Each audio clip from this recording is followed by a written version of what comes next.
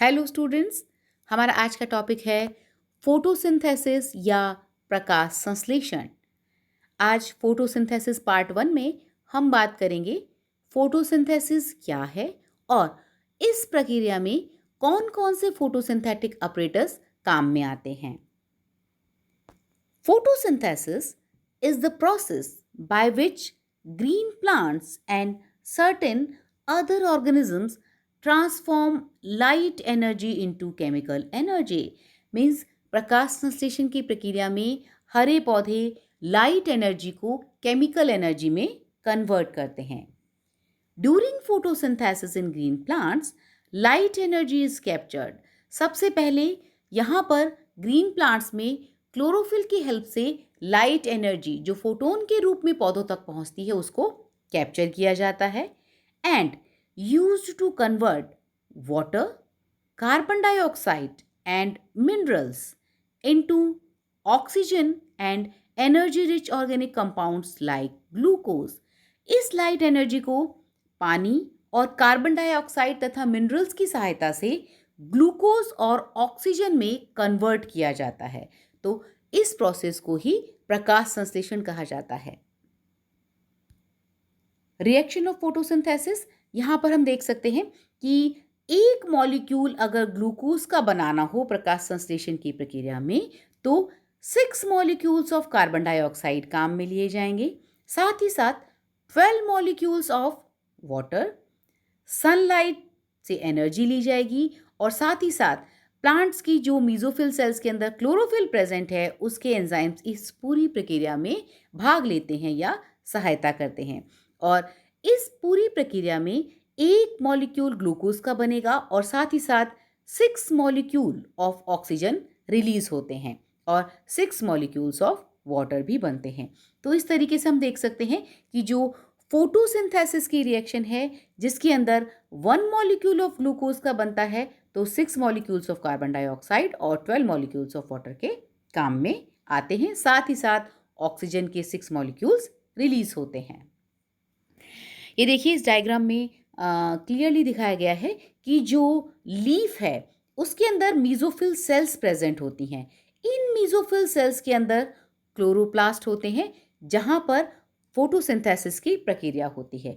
अब जो फोटोसिंथेसिस का प्रोसेस है उसके अंदर सबसे पहले क्लोरोप्लास्ट ट्रैप लाइट एनर्जी। ये जो मीजोफिल सेल्स के अंदर क्लोरोप्लास्ट हैं वो सन की जो लाइट है उसकी एनर्जी को ट्रैप करते हैं।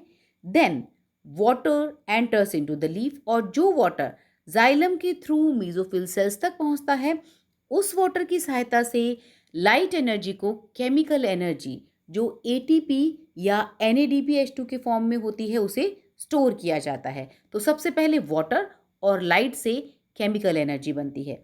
अब जो सेकंड स्टेप है मीन्स जो डार्क रिएक्शन है प्रकाश संश्लेषण की उसके अंदर carbon dioxide enters into the leaf through stomata. अब स्टोमेटा के थ्रू कार्बन डाइऑक्साइड अंदर की ओर एंटर करती है मीन्स मीजोफिल सेल्स में जाती है और वहां पर ये जो कार्बन डाइऑक्साइड है इस केमिकल एनर्जी की सहायता से ग्लूकोज में कन्वर्ट हो जाती है। सो केमिकल एनर्जी कार्बन डाइऑक्साइड की सहायता से शुगर या ग्लूकोज में कन्वर्ट हो गई। तो इस तरीके से पूरे प्रकाश संश्लेषण की प्रक्रिया में शुगर या ग्लूकोज फॉर्म होती है। There are 2 types of photosynthetic processes. जो फोटोसिंथेसिस का प्रोसेस है मेनली 2 तरह का होता है। पहला है ऑक्सीजेनिक फोटोसिंथेसिस। यहाँ पर ऑक्सी प्रकाश संश्लेषण है जिसके अंदर ऑक्सीजन बाहर निकलती है। दूसरा है एनऑक्सीजेनिक फोटोसिंथेसिस मींस अनॉक्सी प्रकाश संश्लेषण जिसके अंदर ऑक्सीजन नहीं बनती है। Oxygenic photosynthesis, this is the most common and seen in plants, algae and cyanobacteria. ये ऑक्सीजेनिक फोटोसिंथेसिस सामान्य प्रकाश संश्लेषण की प्रक्रिया है जिसके बारे में अभी हमने पढ़ा या नॉर्मली जिसे हम प्रकाश संश्लेषण कहते हैं। During this process light energy transforms electrons from water to carbon dioxide which produces carbohydrates.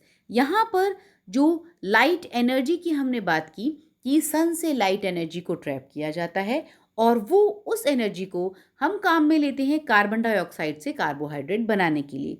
तो इसमें जो एनर्जी का ट्रांसफ़र किया जाता है वो वाटर मॉलिक्यूल्स के इलेक्ट्रॉन से किया जाता है। इसीलिए in this transfer the carbon dioxide is reduced. यहाँ पर कार्बन डाइऑक्साइड रिड्यूस होगी क्योंकि ये एक इलेक्ट्रॉन को ग्रहण करती है। इट रिसीव्स इलेक्ट्रॉन, से इलेक्ट्रॉन्स को रिसीव करेगी and the water becomes oxidised और लूजेस वाटर, लूजेस इलेक्ट्रॉन्स। तो यहाँ पर जो वाटर है या पानी के मॉलिक्यूल्स हैं वो ऑक्सीडाइज्ड होते हैं क्योंकि ये इलेक्ट्रॉन्स को खोते हैं या इलेक्ट्रॉन्स कार्बन डाइऑक्साइड को देते हैं, और कार्बन डाइऑक्साइड रिड्यूस होती है क्योंकि ये इलेक्ट्रॉन्स को ग्रहण करते हैं। Ultimately oxygen is produced along with the carbohydrate. इसीलिए कार्बोहाइड्रेट के साथ साथ प्रकाश संश्लेषण की क्रिया में ऑक्सीजन भी प्रोड्यूस होती है। इसीलिए इसे ऑक्सीजेनिक फोटोसिंथेसिस या ऑक्सीय प्रकाश संश्लेषण भी कहा जाता है, क्योंकि इस प्रक्रिया में जो इलेक्ट्रॉन डोनर है वो वाटर मॉलिक्यूल है और ऑक्सीजन बाहर निकलती है, इसीलिए ये ऑक्सीजेनिक फोटोसिंथेसिस कहलाता है। On the other hand anoxygenic photosynthesis, जो अनॉक्सी फोटोसिंथेसिस या प्रकाश संश्लेषण है, इसमें electron donor is always other than water. यहाँ पर जो इलेक्ट्रॉन डोनर है वो पानी के अलावा कोई और मॉलिक्यूल होते हैं। The process typically occurs in bacteria. ये नॉर्मली बैक्टीरिया में देखने को मिलता है, खासतौर से पर्पल बैक्टीरिया और ग्रीन सल्फर बैक्टीरिया में। Anoxygenic photosynthesis does not produce oxygen. जो एनॉक्सी प्रकाश संश्लेषण है इसके अंदर ऑक्सीजन प्रोड्यूस नहीं होती है। तो हम यहाँ पर देख सकते हैं कि ऑक्सीजेनिक फोटोसिंथेसिस और एनऑक्सीजेनिक फोटोसिंथेसिस की रिएक्शन को दिखाया गया है। ऑक्सीजेनिक फोटोसिंथेसिस जो अभी हमने रिएक्शन देखी उसी तरीके से है। 6 कार्बन डाइऑक्साइड के molecules, 12 molecules of water and light energy मिलके एक मॉलिक्यूल ग्लूकोज का बनाते हैं। साथ ही साथ 6 मॉलिक्यूल्स ऑफ ऑक्सीजन भी यहाँ पर बनते हैं, इसीलिए इसे ऑक्सीजेनिक फोटोसिंथेसिस कहते हैं। लेकिन जो एनऑक्सीजेनिक फोटोसिंथेसिस है, यहाँ पर हम देख सकते हैं कि कार्बन डाइऑक्साइड के साथ जो इलेक्ट्रॉन डोनर है वो पानी के अलावा कोई और मॉलिक्यूल है। और नॉर्मली बैक्टीरिया के अंदर ये जो इलेक्ट्रॉन डोनर मॉलिक्यूल है वो H2S यानी कि डाई हाइड्रोजन सल्फाइड होता है, इसीलिए यहाँ पर कार्बोहाइड्रेट के साथ साथ सल्फर बाहर निकलती है। तो यहाँ पर ऑक्सीजन रिलीज नहीं होती, इसीलिए इसे एनऑक्सीजेनिक फोटोसिंथेसिस कहा जाता है। अभी हमने बात की प्रकाश संश्लेषण क्या है, उसकी प्रक्रिया मेन रूप से 2 प्रकार की होती है। अब हम बात करते हैं कि जो फोटोसिंथेसिस का प्रोसेस है उसके अंदर कौन कौन से फोटोसिंथेटिक ऑपरेटर्स काम में आते हैं। पहला है पिगमेंट्स, दूसरा प्लास्टिड्स, तीसरा एंटीनी और चौथा रिएक्शन सेंटर्स। ये सारे फोटोसिंथेटिक ऑपरेटर्स है जहां पर प्रकाश संश्लेषण की क्रिया होती है। अभी हम इनको विस्तार से पढ़ेंगे। Pigments are molecules that are responsible for effectively trapping sunlight। अभी हमने बात की कि जो प्रकाश संश्लेषण की प्रक्रिया है उसमें सबसे पहले जो सन की लाइट है उसकी एनर्जी को ट्रैप किया जाता है। तो जो मॉलिक्यूल्स इस सनलाइट की एनर्जी को ट्रैप करने का काम करते हैं उसे ही पिगमेंट्स कहा जाता है। Pigments of different colours absorb different wavelengths of light. अलग अलग पिगमेंट्स जो अलग अलग कलर के हैं अलग अलग वेवलेंथ की लाइट को एब्जॉर्ब करते हैं। Below are the 3 main groups. यहाँ पर हम तीनों तरह के पिगमेंट्स के बारे में बात करेंगे। पहला है chlorophyll. First pigment which is responsible for the photosynthesis. These green colored pigments are capable of trapping blue and red light। ये पिगमेंट्स यानी कि क्लोरोफिल्स ग्रीन कलर के होते हैं और ब्लू और रेड लाइट को एब्जॉर्व करने का काम करते हैं। इसी तरीके से carotenoids, these red, orange and yellow coloured pigments absorb bluish green light. यहाँ पर जो कैरोटीनॉइड्स हैं वो रेड, ऑरेंज या येलो कलर के हैं और ब्लूइश ग्रीन लाइट को एब्जॉर्व करने का काम करते हैं। कैरोटीनॉइड्स दो प्रकार के होते हैं, ए ज़ैंथोफिल एंड बी कैरोटीन। इसी तरीके से तीसरे पिगमेंट्स होते हैं फाइकोबिलीन्स। ये भी रेड और ब्लू कलर के पिगमेंट होते हैं and normally seen in cyanobacteria and red algae. तो इस तरीके से जो तीनों प्रकार के पिगमेंट्स हैं वो प्लांट्स में मौजूद होते हैं और क्लोरोफिल्स मेनली ये प्रकाश संश्लेषण की क्रिया में भाग लेते हैं। Photosynthetic pigments. अब जो ये पिगमेंट्स हैं, ये photosynthetic pigments can be found in thylakoid and intergranal lamella. तो ये जो फोटोसिंथेटिक पिगमेंट्स हैं वो थाइलेकॉइड्स में पाए जाते हैं, क्योंकि प्रकाश संश्लेषण की क्रिया भी क्लोरोप्लास्ट के थाइलेकॉइड और स्ट्रोमा रीजन के अंदर होती है। तो पिगमेंट्स जो कि लाइट रिएक्शन में लाइट को एब्जॉर्ब करने का काम करते हैं, जैसा कि हम सभी जानते हैं लाइट रिएक्शन थाइलेकॉइड में होती है, तो थाइलेकॉइड के अंदर ही ये प्रेजेंट होते हैं। Function of this pigment to absorb the visible light, और इन पिगमेंट्स का मुख्य काम है लाइट को एब्जॉर्ब करना। Photosynthesis pigments are the substances that absorb visible lights narrow band between 380 to 750 nanometre. Visible light उसे कहते हैं जो नॉर्मली जो भी प्रकाश या लाइट लीफ तक पहुंचती है उसका कुछ पार्ट जो विजिबल है, जो देखा जा सकता है, वो 380 नैनोमीटर से लेकर के 750 नैनोमीटर तक होता है। तो ये जो विजिबल लाइट है ये अलग अलग पिगमेंट्स, अलग अलग जो वेवलेंथ की लाइट है उसको एब्जॉर्ब करने का काम करते हैं, और मेन रूप से जो क्लोरोफिल है वो ब्लू और रेड लाइट को एब्जॉर्ब करने का काम करता है। Each wavelength is different coloured light. तो जो हम देख सकते हैं कि अलग अलग वेवलेंथ की लाइट वो अलग अलग कलर की दिखाई देती है। यहाँ पर शॉर्टर वेवलेंथ और जो 380 नैनोमीटर की शॉर्टर वेवलेंथ है वो हायर एनर्जी वाली होती है, और साथ ही साथ जो लॉन्गर वेवलेंथ वाली है वो लोअर एनर्जी वाली लाइट होती है। तो जो फोटोसिंथेटिक पिगमेंट्स हैं उनका मुख्य काम है विजिबल लाइट को एब्जॉर्ब करना और इस लाइट को फोटोसिंथेसिस की प्रक्रिया में काम में लेना। Absorption spectrum of photosynthesis. अब अगर हम फोटोसिंथेसिस का एब्जॉर्प्शन स्पेक्ट्रम देखें तो यहाँ हम देखते हैं कि the absorption spectrum of pigment chlorophyll A and chlorophyll B show that absorption is highest in blue and red light.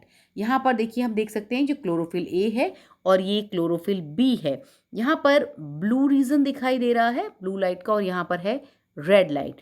तो सबसे ज़्यादा जो हाईएस्ट पीक हमें दिखाई दिया वो है ब्लू लाइट का, और साथ ही साथ ये रेड लाइट। दो जगह पर एब्जॉर्प्शन स्पेक्ट्रम हाई है, लेकिन जो ग्रीन लाइट है यहाँ पर देखिए बिल्कुल लोअर है, बिल्कुल नीचे दिखाई दे रहा है।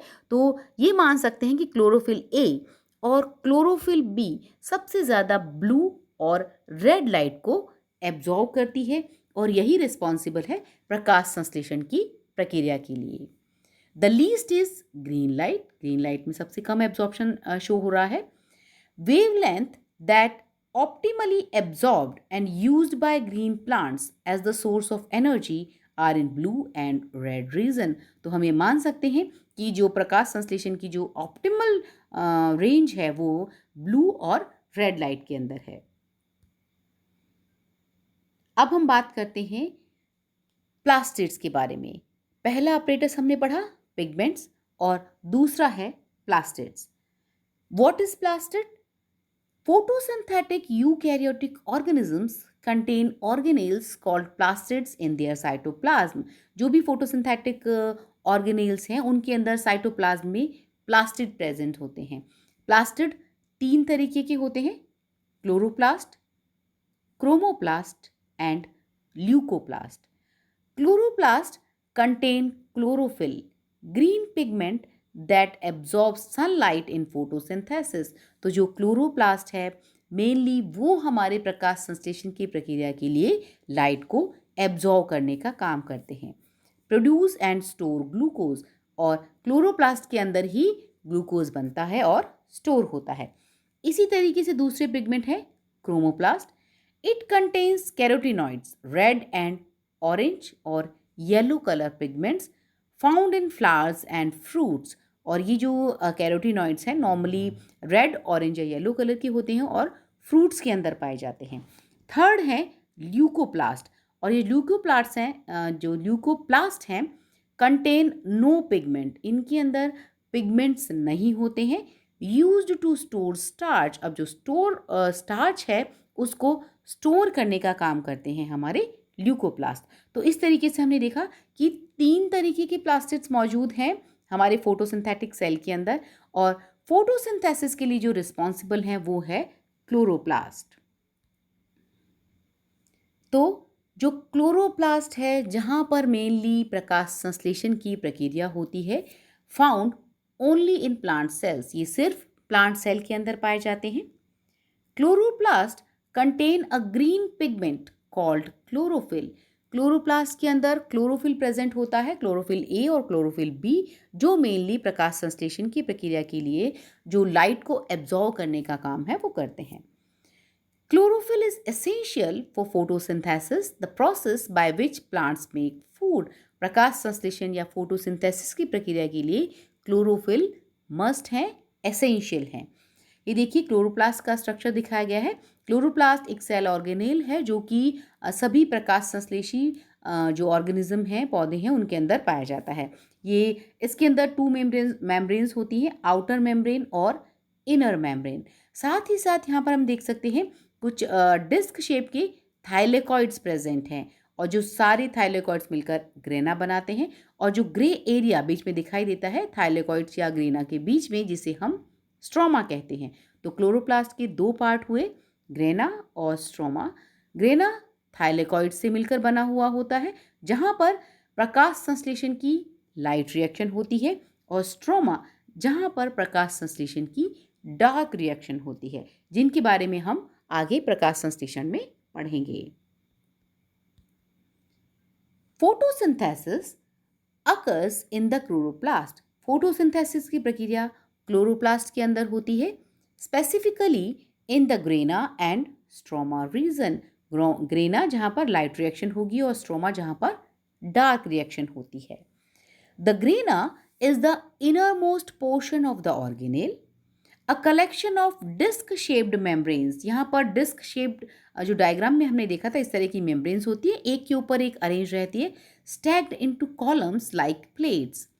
The individual disc are called thylakoids. और इसमें जो एक इंडिविजुअल डिस्क है उसको हम थाइलेकॉइड कहते हैं। The empty space between columns of grana constitute the stroma. और ग्रेनम के बीच बीच में जो भी स्थान है, ग्रे कलर का जो पोर्शन हमने देखा, उसे स्ट्रोमा कहा जाता है। Chloroplast are similar to mitochondria in that they have their own genome. जैसा कि हम सभी जानते हैं कि जो सेल है उसके अंदर न्यूक्लियस जहाँ पर जीनोम प्रेजेंट होता है, लेकिन माइटोकॉन्ड्रिया के अंदर भी डीएनए प्रेजेंट होता है। इसी तरीके से जो प्लांट सेल है उसके क्लोरोप्लास्ट के अंदर भी खुद का जीनोम होता है, और collection of genes content within circular DNA. और यहाँ पर सर्कुलर डीएनए प्रेजेंट होता है जिसके अंदर जीन्स होते हैं। These genes encode proteins essential to the organelle and to the photosynthesis. और ये जीन एनकोड करते हैं उन प्रोटीन्स को जो कि प्रकाश संश्लेषण की प्रक्रिया के लिए और इस ऑर्गेनेल मीन्स क्लोरोप्लास्ट के लिए ज़रूरी हैं। तो न्यूक्लियस के साथ साथ क्लोरोप्लास्ट और माइटोकॉन्ड्रिया 2 ऐसे सेल ऑर्गेनेल हैं जिनके अंदर जीनोम प्रेजेंट होते हैं। Function of chloroplast. क्लोरोप्लास्ट का मुख्य कार्य है प्रकाश संश्लेषण। अब प्रकाश संश्लेषण के भी कई भाग हैं। First, envelope. जो क्लोरोप्लास्ट का एनवेलप है यानी बाहर कवरिंग है, उसका मुख्य काम है trapping of sunlight and ATP formation. यहाँ पर जो एनवेलप में जो थाइलेकॉइड्स हैं, ग्रीन कलर के थाइलेकॉइड्स हम देख रहे हैं, यहाँ पर लाइट रिएक्शन होती है, और इस लाइट रिएक्शन के दौरान सन की जो लाइट है उसको ट्रैप किया जाता है। अब यहाँ पर stroma region, carbon dioxide fixation to form food and protein synthesis. अब जो स्ट्रोमा रीजन है वहाँ पर फिक्सेशन होता है कार्बन डाइऑक्साइड का, मीन्स केल्विन साइकिल या डार्क रिएक्शन होती है और कार्बन डाइऑक्साइड शुगर के अंदर कन्वर्ट होती है। इसी तरीके से जो थाइलेकॉइड हैं जिनके अंदर ग्रीन क्लोरोफिल प्रेजेंट होता है, उनका मुख्य काम है कैप्चर लाइट और लाइट रिएक्शन। तो एनवलप बाहर की जो कवरिंग है और साथ ही साथ थाइलेकॉइड वो लाइट एनर्जी को ट्रैप करने का काम करते हैं और जो लाइट रिएक्शन है प्रकाश संश्लेषण की वो थाइलेकॉइड के अंदर होती है और जो स्ट्रोमा है उसके अंदर डार्क रिएक्शन होती है और कार्बन डाइऑक्साइड की सहायता से शुगर की फॉर्मेशन होती है। तो इस तरीके से जो क्लोरोप्लास्ट है वो हमारा मुख्य अपरेटस या मुख्य भाग है प्रकाश संश्लेषण का। Antennae. Pigment molecules are associated with proteins which allow them the flexibility to move towards light and towards one another. अभी हमने कहा कि जो पिगमेंट मॉलिक्यूल्स हैं उनका मुख्य काम है लाइट एनर्जी को ट्रैप करना। तो ये जो मॉलिक्यूल्स हैं वो प्रोटीन्स के साथ एसोसिएटेड रहते हैं। जो अगर कुछ लगभग 100 से लेकर 5000 पिगमेंट्स प्रोटीन्स के द्वारा बाउंड रहते हैं, मतलब आपस में बाइंड रहते हैं, बंधे हुए रहते हैं, जो इनको फ्लेक्सिबिलिटी प्रोवाइड करवाते हैं ताकि ये ग्रुप में रहें और मूव कर सकते हैं। कहाँ पर? जहाँ पर लाइट आ रही है, जिस लाइट को एब्जॉर्व करना है। तो a large collection of 100 to 5000 pigment molecules constitute antennae. तो एंटीनी क्या हुआ? पिगमेंट मॉलिक्यूल्स मीन्स जिनका काम है प्रकाश को लाइट एनर्जी को ट्रैप करना। ये लगभग 100 से 5000 की संख्या में होते हैं और आपस में प्रोटीन्स के द्वारा जुड़े रहते हैं, उसे ही एंटीनी कहा जाता है। These structures effectively capture light energy from the sun in the form of photon.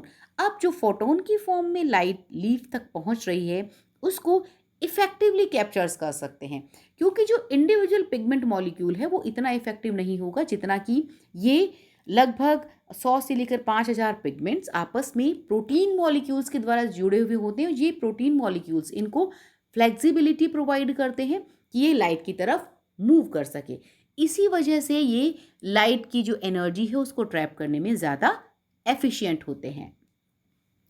Ultimately light energy must be transferred to a pigment protein complex और फिर ये पीएस सिस्टम के अंदर लाइट एनर्जी को भेज दिया जाता है पिगमेंट प्रोटीन कॉम्प्लेक्स में और that can convert it to the chemical energy और वहाँ पर इसे केमिकल एनर्जी मीन्स NADP या ATP के अंदर कन्वर्ट कर दिया जाता है in the form of electron और ये जो एनर्जी है वो इलेक्ट्रॉन की फॉर्म में पीएस सिस्टम के अंदर एंटर करती है। Reaction centre. The pigments and proteins which convert light energy to chemical energy and begin the process of electron transfer are known as reaction centre. Means अभी हमने कहा कि कुछ पिगमेंट्स और प्रोटीन्स आपस में जुड़े हुए रहते हैं जिनका मुख्य काम लाइट को एब्जॉर्ब करना है। अब जिस भी मॉलिक्यूल से ये प्रोसेस बिगिन होता है, स्टार्ट होता है इलेक्ट्रॉन के ट्रांसफर का, उस पर्टिकुलर मॉलिक्यूल को हम रिएक्शन सेंटर कहते हैं। मीन्स लगभग 100 से 5000 पिगमेंट एक एंटीनी के अंदर प्रेजेंट है। इसमें जो भी सनलाइट आ रही है, अब सबसे पहले जिस मॉलिक्यूल से इलेक्ट्रॉन निकलकर पीएस सिस्टम के अंदर एंटर करते हैं उसको ही रिएक्शन सेंटर कहा जाता है।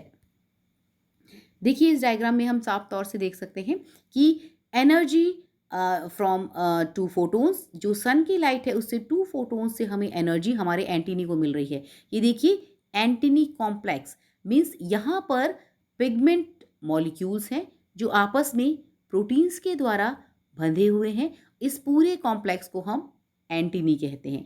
अब यहाँ पर जो 2 फोटोन्स हैं वो आए, इससे ये लाइट देख रहे हैं ब्लू और रेड फोटोन के फॉर्म में हम देख सकते हैं। अब ये जो एनर्जी है यहाँ पर इलेक्ट्रॉन एक से दूसरी जगह पे ट्रांसफ़र होते हैं और जिस मॉलिक्यूल से येलो कलर्ड आप जो सर्कल देख रहे हैं यहाँ से इलेक्ट्रॉन पीएस सिस्टम के अंदर ट्रांसफ़र हो रहे हैं, इसीलिए इसे रिएक्शन सेंटर कहा जाता है, क्योंकि जो सन की एनर्जी है फोटोन एनर्जी के रूप में पूरे एंटीनी कॉम्प्लेक्स में आ रही है, लेकिन पर्टिकुलर इस मॉलिक्यूल से ही इलेक्ट्रॉन हमारे पीएस सिस्टम में एंटर किए हैं, 2 इलेक्ट्रॉन्स, इसीलिए इसको हम रिएक्शन सेंटर या बिगिनिंग पॉइंट कहते हैं। तो इस तरीके से एंटीनी का ही एक पार्ट है रिएक्शन सेंटर, जहां से फोटोसिंथेसिस की प्रक्रिया के लिए इलेक्ट्रॉन्स पीएस सिस्टम के अंदर जाते हैं। सो स्टूडेंट्स, आज हमने बात की what is photosynthesis and photosynthetic apparatus क्या क्या हैं, पिगमेंट्स, प्लास्टिड्स, एंटीनी और reaction centre. So this is all about today's lecture. Thank you.